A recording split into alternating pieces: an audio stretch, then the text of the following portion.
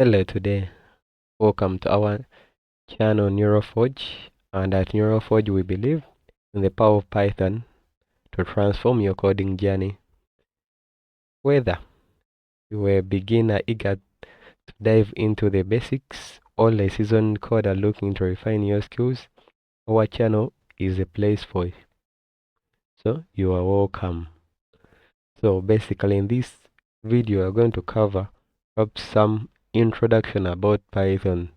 Since we shall be doing tutorials about Python, I wanted to give you an overview of what Python is and what it does so that maybe it may suit your coding journey. So what is Python? So we shall take some bit of history about Python and see what was it before and right now. So according to some history I managed to gather, in 1989 Python was conceived by Guido van Rossum, a Dutch programmer, during his Christmas break. So this programmer, Van, wanted to create a language that was more readable and efficient than the ABC language he was using at that time. So the guy was interested in more of a readable and efficient language. And I want to assure you that the guy was successful because he managed to do what he wanted. The language is very good, it's readable and efficient. So according to the history, the first release of Python was in February 1991 and its version was 0.90, and it has got a remarkable evolution up to 3.13.0, the latest version as per today. So that is the simplest history about Python. So let us continue. So what is Python exactly? Because many people are there arguing, what is Python exactly? So Python is a dynamically typed, high-level interpreted programming language which has easy syntax. So don't get confused with it. The terms dynamically typed, high-level interpreted, that is okay, because I managed to try to elaborate more about them. So dynamically typed means that the data types are determined at the point of execution. At this time it may seem to be confusing, but when we start doing the actual coding it will be simpler, because I'll be able to explain what is dynamic typing. Because you see that we shall be assigning variables without data types. For example, I can just say x is equivalent to, let me say, a number 4, and Python will automatically know that this is number 4 and this is an integer data type. But that's it. Then high level means that the programming language can easily be understood by humans, so it's very close to human language. So the moment you look at it, you'll be like, yeah, I think I can pick something out of it. So it's kind of similar to our normal English. Then interpreted, this means that Python uses an interpreter to run the code. So we shall dive more deep into the interpreters when we start the coding bit, but just know for the interpreter it will always read line by line, and the moment it finds any error it will stop. Then we have syntax. So syntax is something very simple, which is like unacceptable grammar when writing Python code. So we all know that in English, if you're writing a full sentence, it must end with a full stop. If it's a question, it must end with a question mark. So there are some acceptable rules when you're writing Python, that if you're writing Python, a line of code should have these properties if it's a line of code. So we shall see more about syntax when we start the coding bit of our journey. So let us continue. Then why should you learn Python? Python is ease of learning, so it has simple syntax and readable code, because this was the main aim of Van when he was creating the language. It had to be simple and readable. So we shall see some of the comparisons as we go further down this tutorial with other languages, and we see the simple syntax and the readable code. Then we have versatility. So the language has a wide range of applications. So it can be applied in any of the fields you may think of, running from the simplest programs from Microsoft to other complex programs like machine learning, artificial intelligence, among others. So it also has a cross-platform compatibility whereby Python is supported by almost all the operating systems. So somebody using Mac, using Windows, Linux, Ubuntu will be able to access Python and do the coding bit of it. Then we have a large community and ecosystem whereby, remember Python, I won't say that it's very old, but it has got a large community which is hoping it to advance at a very high speed. People or programmers are already there writing code for us to help us in different activities.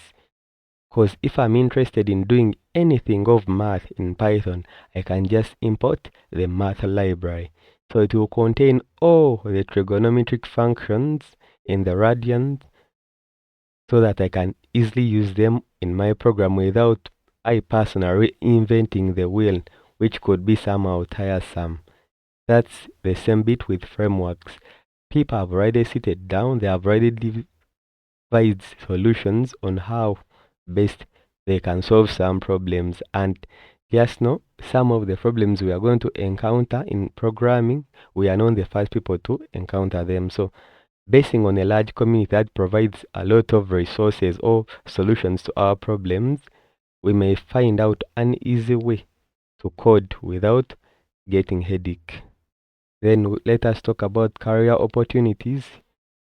Yes, we have talked of the versatility or the wide range of application. So even in the career field, it's kind of having a high number of opportunities whereby you can run from a simple programmer, a data analyst, a software engineer. So there are very many. We cannot mention, but we can just list a few. But there are very many. So that's it. Then what can Python do? We have already talked of some. We have artificial intelligence, game development, automation of machines. We have data analysis. It can also be used with Linux to initiate hacking attacks. Then we have web development, we have system scripting, and we also have the normal mathematics we do. But it can go further into machine language, all those things that you think. Just know that Python can do anything you are interested in it. Because I've talked of the community, which has already all the libraries which we are developed to provide us with additional resources for our programs to run immediately or instantly. So let us continue. Then I managed to collect some of the spectrum ranking of the top programming languages in 2024. And according to the spectrum, you can see that Python is taking the top first part, or it's taking the number one position, followed by SQL or SQL, then Java, C++, JavaScript, C, Golang, Rust, PHP, TypeScript, Ruby, and Kotlin. So according to this spectrum, I think you can see it very clearly that Python is taking the first position. So if you are learning, just know you are on the right track.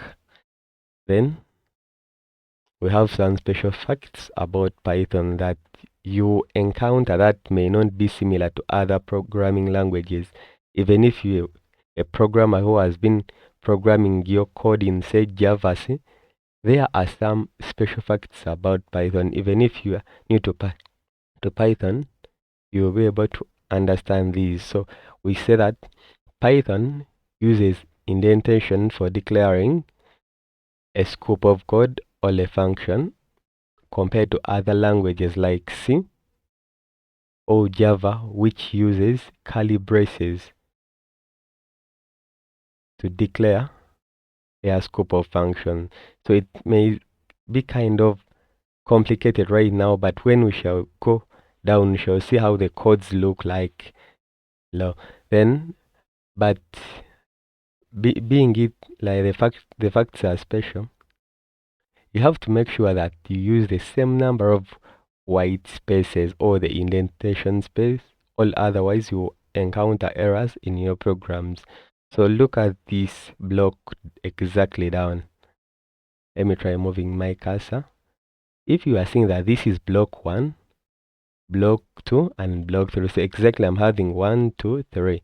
So according to block 1 is exactly aligned with the block 1 on the bottom part. So they are saying that this is block 1 continuation. And you find that block 2 is also aligned with the block 2 continuation. So they are like block 1 and block 1 continuation are the same.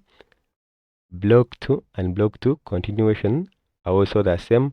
And now this block 3 is kind of different from those 1 and 2. So this may be like complicated right now, but when we do the diving into the coding part, it will become simpler because we shall be using more of indentation to declare our scope of code, all functions.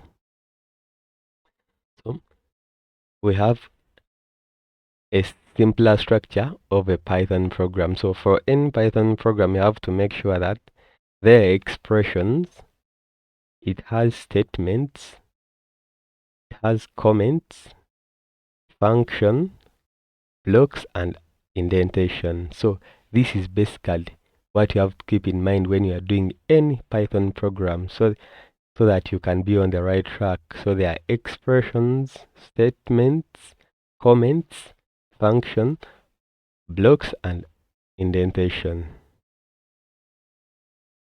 So we have got some comparison of Python syntax with other languages. According to Van, the founder of this programming language, his major aim was to create something that was very easy, readable, simpler to understand, and it couldn't take a lot of time, so it could use the most available resources. So I'm having this is a simple program. Don't worry about the syntax. We shall cover it when we start the coding bit of our tutorials. But now, this is a one line of code, and it's saying that print, open brackets, double quotes, hello world, then the exclamation mark. So this is only one line of code, and it will print that onto your screen. It will print for you hello world. So let us have some comparison with other languages like C. This is the same program similar to this, whereby we are printing hello world, but now this is C. I think we are seeing how many lines of code we are taking to print the same thing onto the screen. Because now here you have to include the standard input output, you have to take in the standard library, then you have to declare this scope of function. But look at this code. It's only one line code and saying print hello world. So I think Python is kind of simpler with an easy syntax compared to C right now, which is having around 6 lines of code. Then we're having Java. Java is also similar to C. And if you are very eager to see that even this one is providing us with around 5 lines of code, so compared to the 6 and the 1, I think Python is kind of simpler for us. So that's why the guy was like, let me create a language that will be easy and simpler to understand, because I think we can be very clear with that print hello world. But now enter this word, you will find out it's a print F. Then you come into this word, you find that it's a system.out.println. So Python is kind of simpler compared to other languages. Then let us talk of the installation bit of Python, because yes, we are going to run Python, but Python is also a standard application that you need to install from this website, which is www.python.org. So this is the official website where Python is downloaded. So don't worry about anything, but if you are in a rush, but I know by the time, don't worry about anything. We shall cover everything of the installation of Python from its download from the site to its installation onto our computers. So don't worry about anything. The installation process will be just a walkover. Then let us continue, because we have talked of the Python. This is an application. So let us talk of the IDEs for Python. IDEs is an integrated development environment.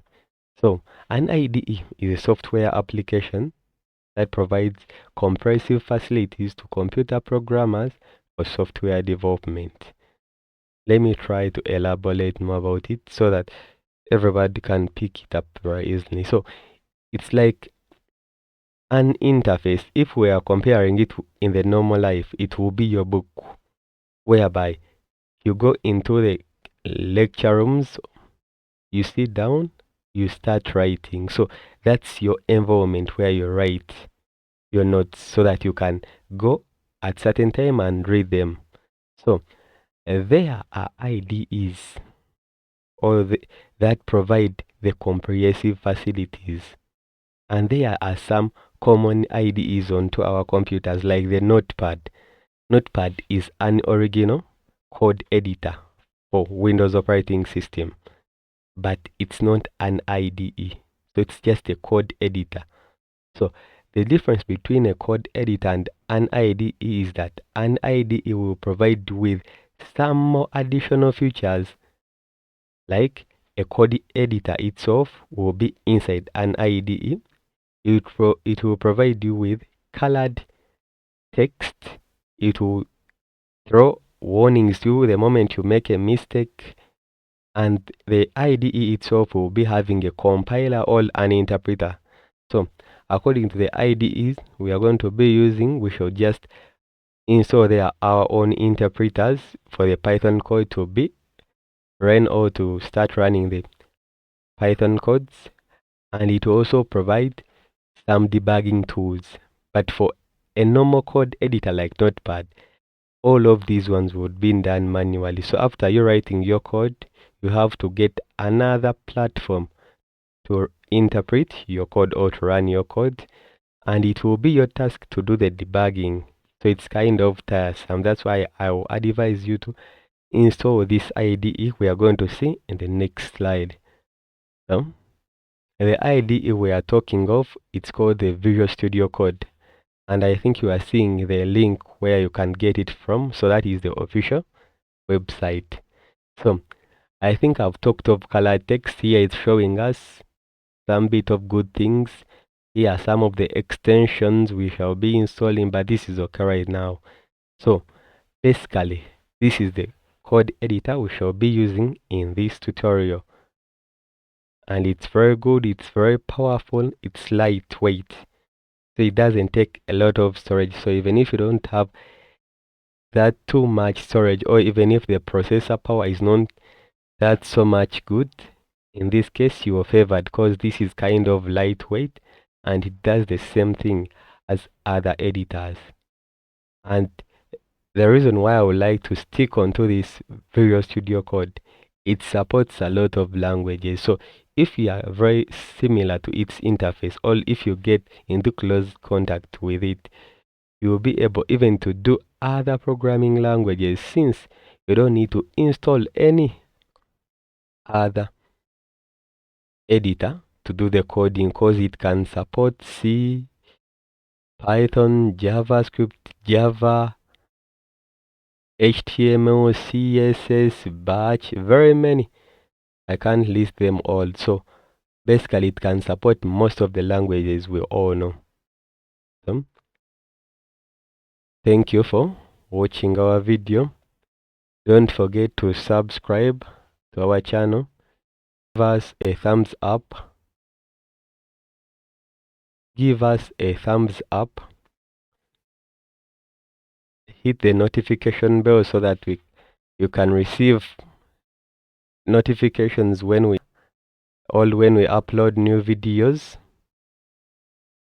Then don't forget to comment. Your comments will help us to improve our videos in the near future so that we can provide tailored output that will be helpful to you.